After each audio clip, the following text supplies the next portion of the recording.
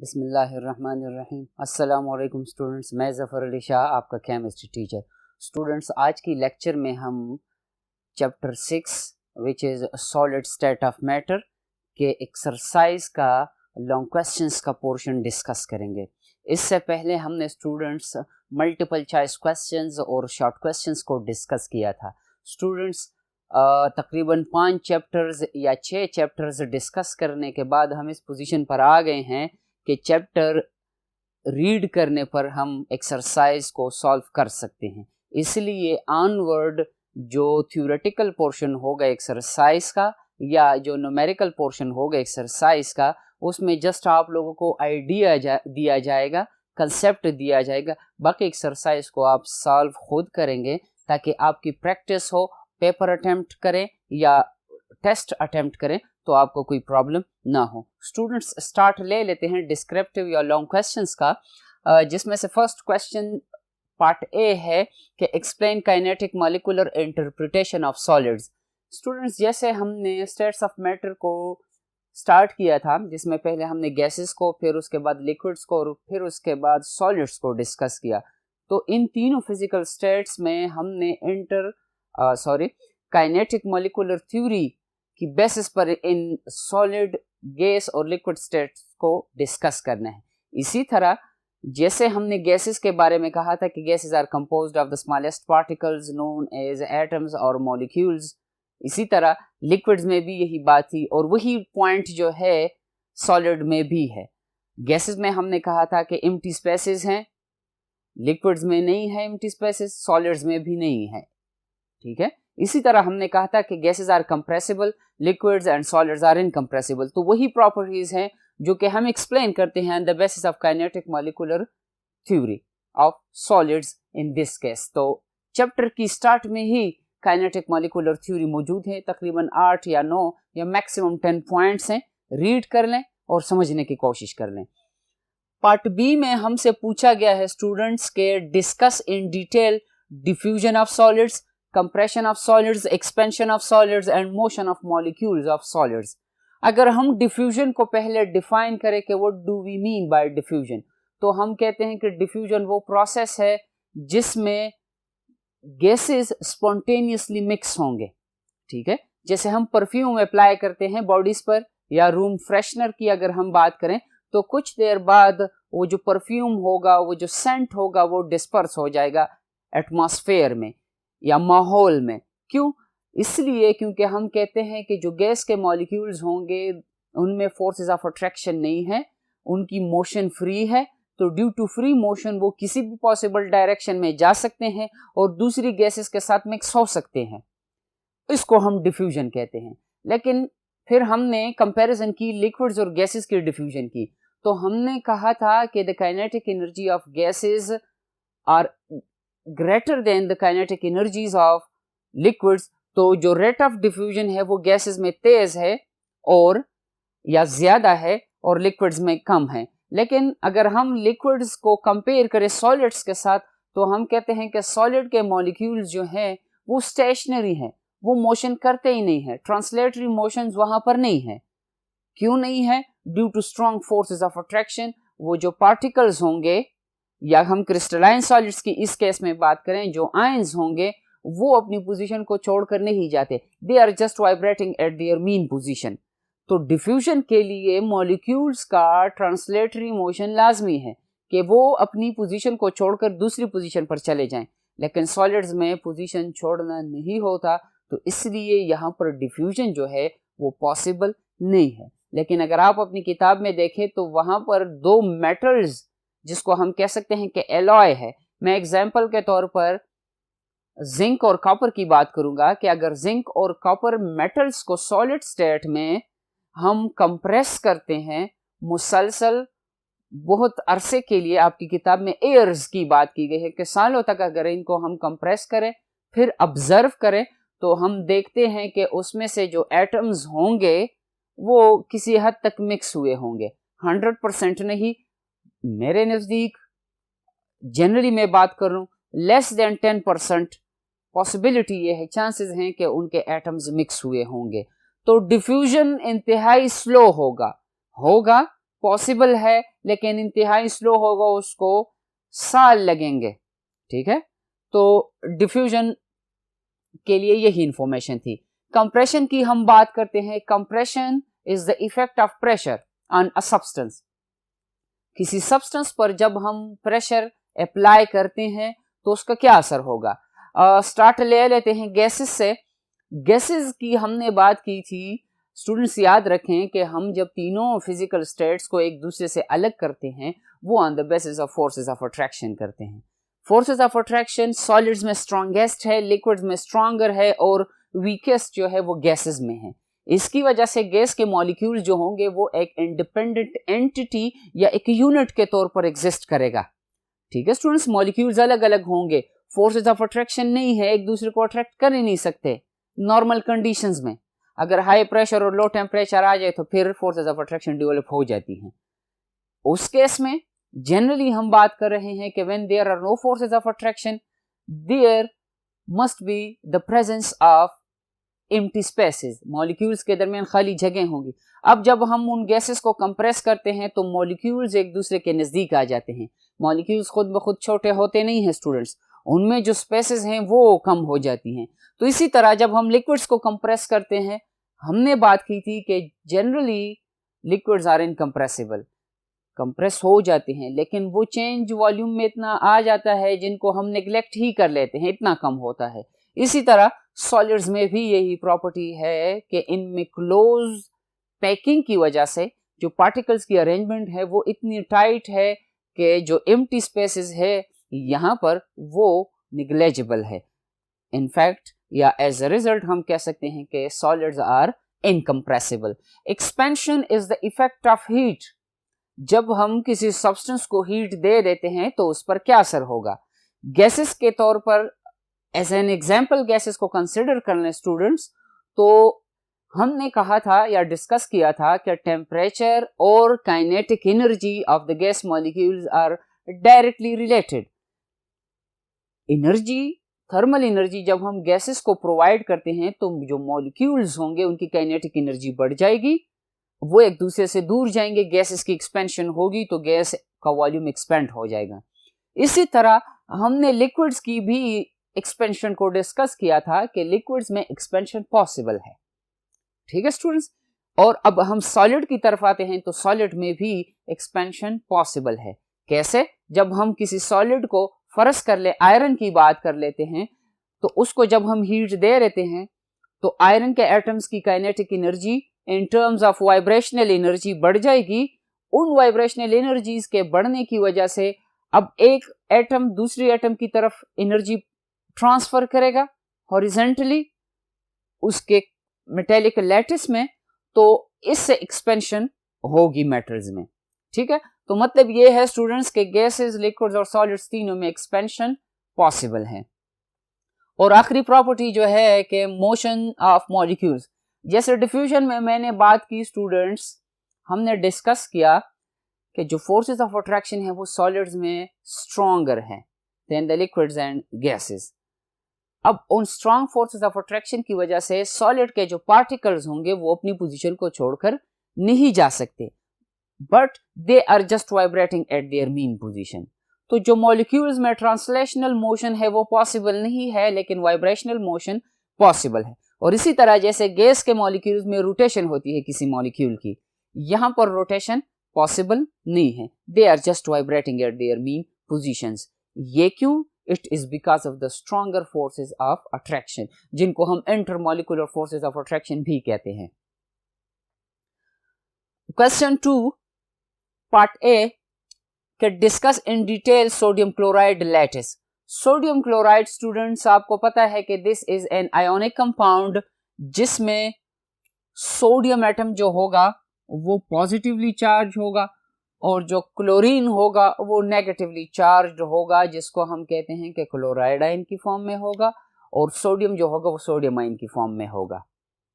ठीक है स्टूडेंट्स, अब सोडियम पॉजिटिव है, क्लोराइड नेगेटिव है, अट्रैक्शन होगी, मोशन नहीं है, just they are attracting in space. Space का मतलब ये नहीं है स्टूडेंट्स के खला में, स्पेस का मतलब ये है कि फोर्सेस ऑफ अट्रैक्शन के लिए किसी मीडियम की जरूरत नहीं है, जैसे कोवेलेंट बॉन्डिंग में हम कहते हैं कि म्यूचुअल शेयरिंग ऑफ इलेक्ट्रॉन्स हैं, यहाँ पर सोडियम पॉजिटिव आयन को क्लोराइड आयन अट्रैक्ट करेगा, राइट और लेफ्ट साइड से, फ्रंट और बैक से, टॉप और बॉटम से।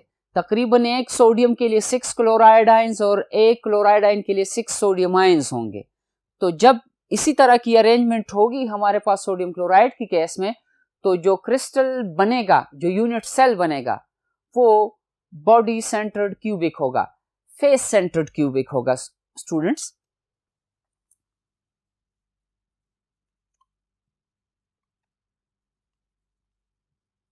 ये क्यूबिकल शेप होगा सोडियम क्लोराइड की केस में, और इनका जो फेस होगा, स्टूडेंट्स जिस रूम में आप बैठे हुए हैं इनकी दीवारें जो हैं ये एक एक फेस को रिप्रेजेंट कर रहे हैं, फिर फ्लोर और सीलिंग जो है ये भी एक एक फेस को रिप्रेजेंट कर रहा है। तो अब अगर इन फेसेस के सेंटर में एक एक पार्टिकल आ जाए तो इसको हम फेस सेंटर्ड क्यूबिक सिस्टम कहते हैं। तो सोडियम क्लोराइड की केस में फेस सेंटर्ड क्यूबिक सिस्टम है हमारे पास, ठीक है, जिसमें अगर एक सोडियम को हम देखते हैं जिसको 6 क्लोराइड आयंस ने ऑक्युपाई किया होगा स्टूडेंट्स, तो वो ऑक्टाहेड्रल जियोमेट्री को गेन कर लेगा, ठीक है स्टूडेंट्स। तो जो एक्सप्लेनेशन इस सोडियम क्लोराइड की मांगी गई है इसको हमने लेक्चर्स में या चैप्टर में डिटेल के साथ डिस्कस किया है। इसका पार्ट बी क्वेश्चन है कि डिस्क्राइब द फॉलोइंग प्रॉपर्टीज, जो कि आयोनिक सब्सटेंसेस की प्रॉपर्टीज हैं। हैबिट ऑफ क्रिस्टल है, क्लीवेज है, क्रिस्टल ग्रोथ है, एनआइसोट्रोपी और सिमेट्री है। स्टूडेंट्स हैबिट ऑफ क्रिस्टल और क्रिस्टल ग्रोथ जो है ये ऑलमोस्ट सेम है। हैबिट ऑफ क्रिस्टल का मतलब ये है कि जब हम किसी क्रिस्टल को ऑब्जर्व करते हैं जिसका जिस तरह शेप होगा, जैसे सोडियम क्लोराइड की क्रिस्टल या यूनिट सेल को अगर हम देखें वो क्यूबिकल शेप में है, it is known as the habit of crystal. Crystal growth का ये मतलब है कि जब हम concentrated solution of an ionic compound, in this case sodium chloride, को स्लोली कूल डाउन करें, आहिस्ता आहिस्ता उससे थर्मल एनर्जी रिमूव हो, तो जो आयंस होंगे वो अपनी स्पेसिफिक पोजीशन पर आएंगे, पॉजिटिव और नेगेटिव आयंस। अब वो जिस अंदाज से क्रिस्टलाइन स्ट्रक्चर बनाएगा उसको हम क्रिस्टल ग्रोथ कहते हैं। फॉर एग्जाम्पल, अगर हम कंसंट्रेटेड सोडियम क्लोराइड सोल्यूशन को अलाउ करें, ठीक है स्टूडेंट्स, तो वो डिफरेंट अरेंजमेंट शो करेगा यूनिट सेल्स की। लेकिन अगर हम उसमें कोई इंप्यूरिटी ऐड करें, 10% यूरिया हमने उसमें ऐड किया उसकी सोल्यूशन में, तो फिर वो हमारे पास नीडल लाइक अपीयरेंस में आएगा सोडियम क्लोराइड।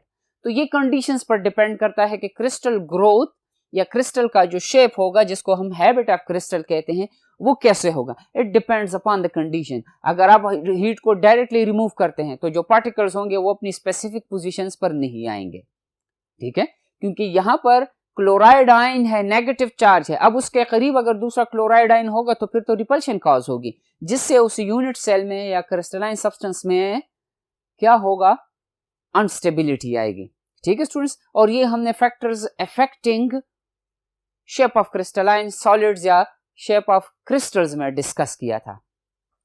नेक्स्ट जो प्रॉपर्टी है क्लीवेज। क्लीवेज ये है स्टूडेंट्स के जब हम किसी क्रिस्टलाइन सब्सटेंस पर प्रेशर अप्लाई करते हैं, उसको तोड़ने की कोशिश करते हैं, अब वो जिस पोजीशन पर टूटेगा वो क्रिस्टल, उस प्लेन को हम क्लीवेज प्लेन कहते हैं। अगर इस यूनिट सेल के साथ हम एक और प्लेन, एक और क्यूबिकल सिस्टम अटैच करें, ठीक है स्टूडेंट्स, जैसे दो कमरों के दरमियान एक दीवार होगी। अब अगर उन कमरों को हमने एक दूसरे से अलग करना है तो उस दीवार के थ्रू हमने उसको अलग करना है। उस पॉइंट को, उस दीवार को हम क्लीवेज प्लेन कहते हैं स्टूडेंट्स। डिटेल चैप्टर में मौजूद है विद एग्जांपल्स। फिर इसके बाद एनआइसोट्रोपी है। मल्टीपल चॉइस क्वेश्चन में एनआइसोट्रोपी की वजाहत हो गई थी, चैप्टर में हो गई है, मैं रिपीट कर रहा हूं स्टूडेंट्स। एनआइसोट्रोपी वो कंडीशन है कि जब हम किसी सॉलिड से करंट पास करें, इन केस ऑफ ग्रेफाइट, अगर हम ग्रेफाइट से करंट पास करेंगे एक साइड से तो उससे करंट पास होगा, लेकिन अगर हम दूसरी तरफ से करंट अप्लाई करेंगे तो फिर करंट का पैसेज जो है वो मुमकिन नहीं होगा, क्योंकि ग्रेफाइट की केस में हम कहते हैं कि ग्रेफाइट में जो कार्बन्स की अरेंजमेंट है वो in the form of layers है। जैसे किताब के पेजेस एक दूसरे के ऊपर है, इसी तरह। अब अगर हम उससे करंट पास करें, और करंट पैसेज ग्रेफाइट में उस वक्त मुमकिन है जब ये लेयर्स एक दूसरे के ऊपर स्लाइडिंग करे।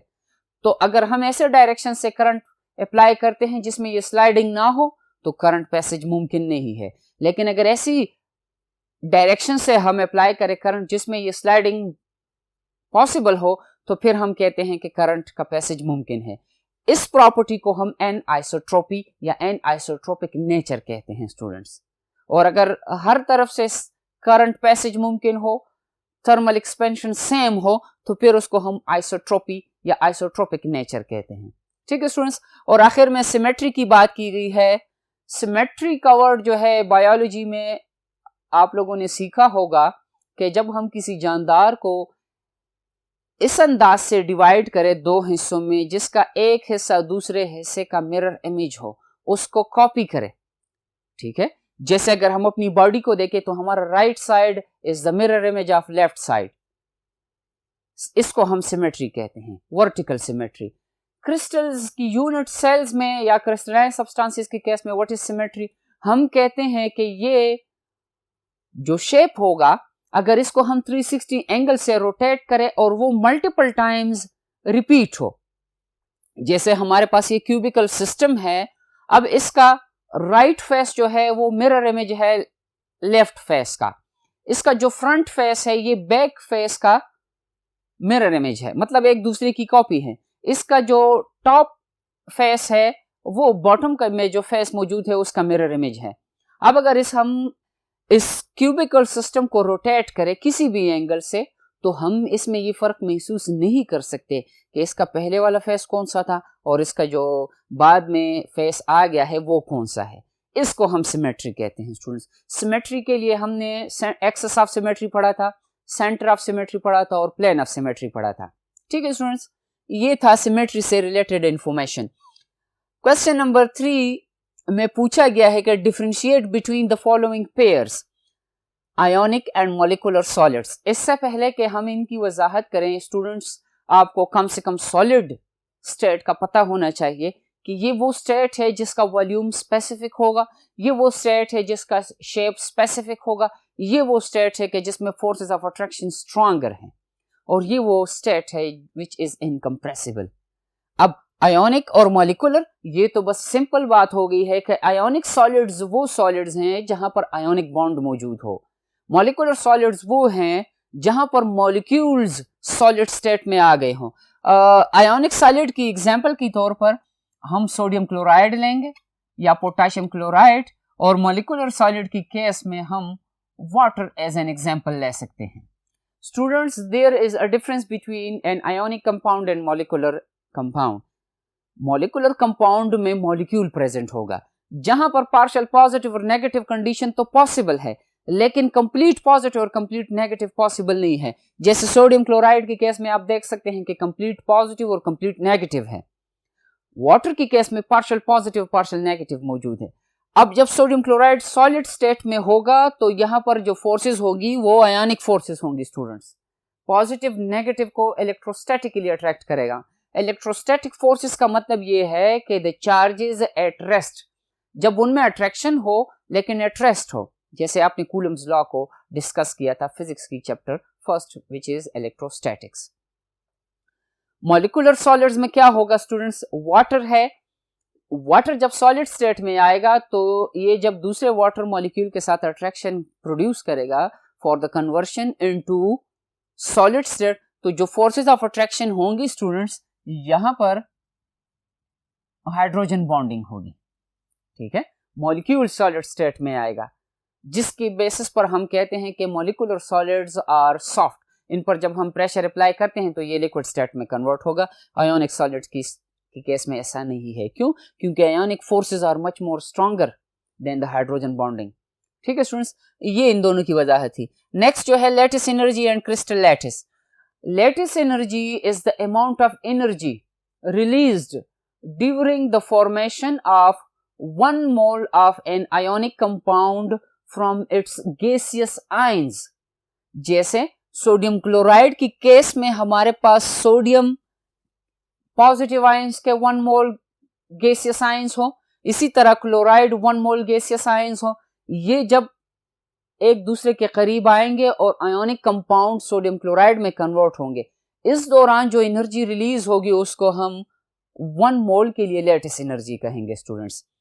क्रिस्टल लैटिस क्या है?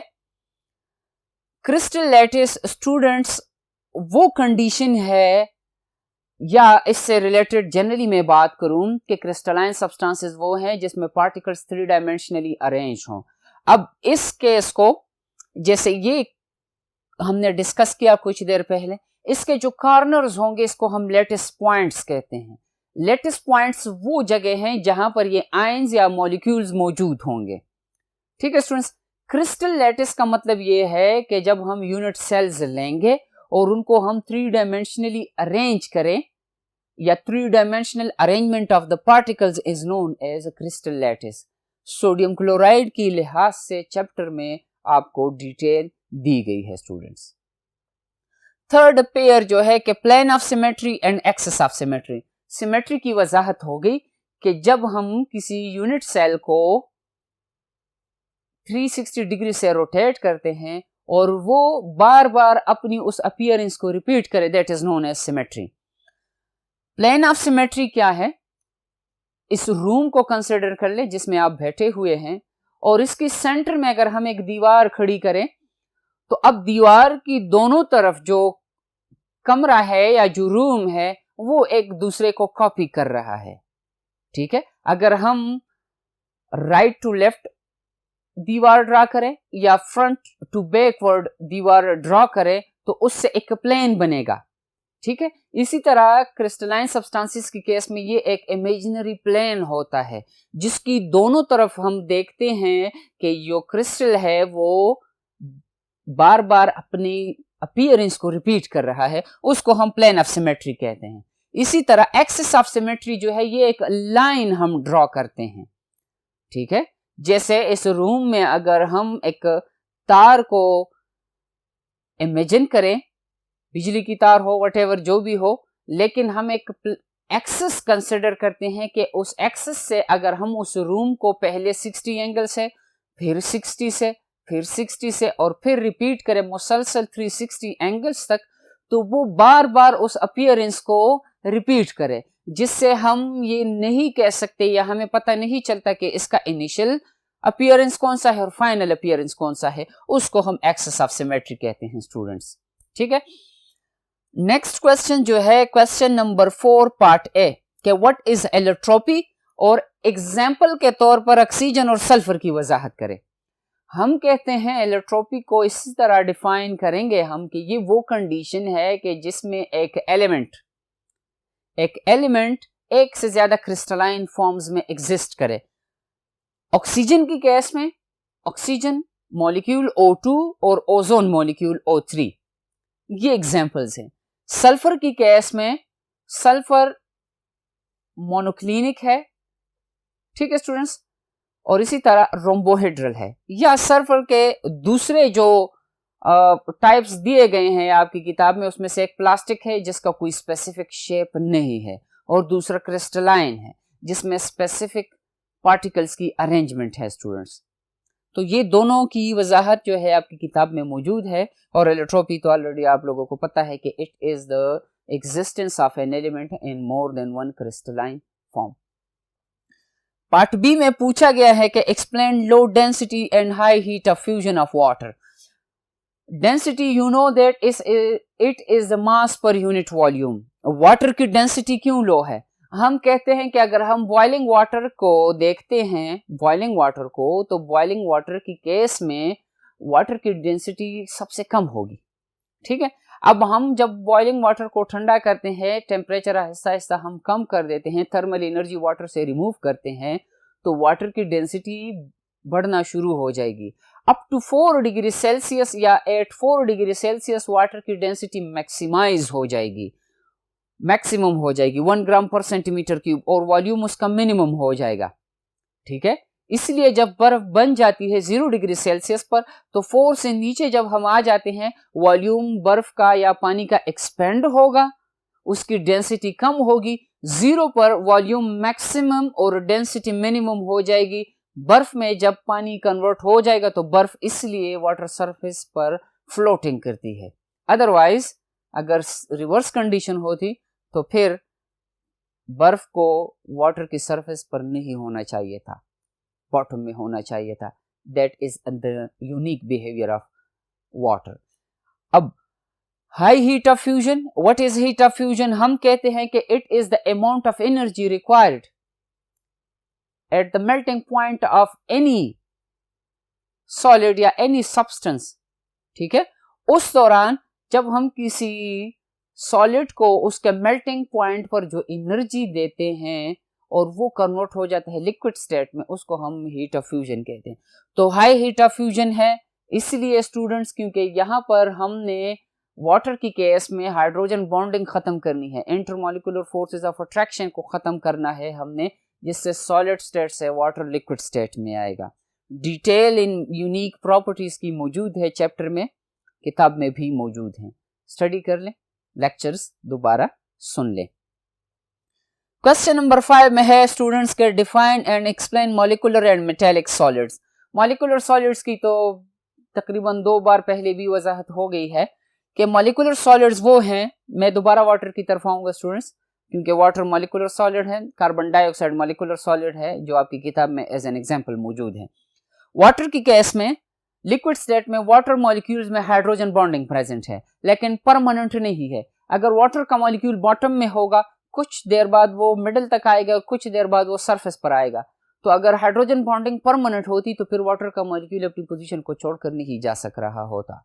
ठीक है, इसलिए टेम्पररी है हाइड्रोजन बॉन्डिंग, क्योंकि हाइड्रोजन बॉन्डिंग लिक्विड स्टेट में इतना पावरफुल नहीं होगा जिससे मॉलिक्यूल्स की काइनेटिक एनर्जी मिनिमम हो जाए। लेकिन जब सॉलिड स्टेट में आएगा, जब हम वाटर से थर्मल एनर्जी रिमूव करेंगे स्टूडेंट्स, तो होगा क्या, जो हाइड्रोजन बॉन्डिंग है वो आहिस्ता आहिस्ता परमानेंट हो जाएगी और 0 डिग्री सेल्सियस पर परमानेंट हाइड्रोजन बॉन्डिंग हो जाएगी, जिससे वो कन्वर्ट हो जाएगा सॉलिड स्टेट में।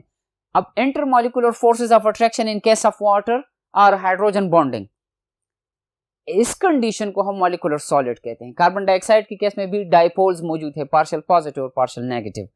मेटेलिक सॉलिड्स वो हैं स्टूडेंट्स, जैसे मेटल है आयरन, कॉपर, मैग्नीशियम, निकल, जिंक वगैरह, ये मेटेलिक सॉलिड्स हैं जिनकी स्ट्रक्चर को या जिनकी क्रिस्टलाइन अपीयरेंस को या मेटेलिक लैटिस को एक्सप्लेन करते हैं हम on the basis of electron sea model, जिसका स्टेटमेंट है या जिसमें बात की गई है कि positive charge nuclei are fixed at their own position but the outermost shell electrons are loosely bound, जो किसी भी पॉसिबल डायरेक्शन में जा सकते हैं within the metallic lattice.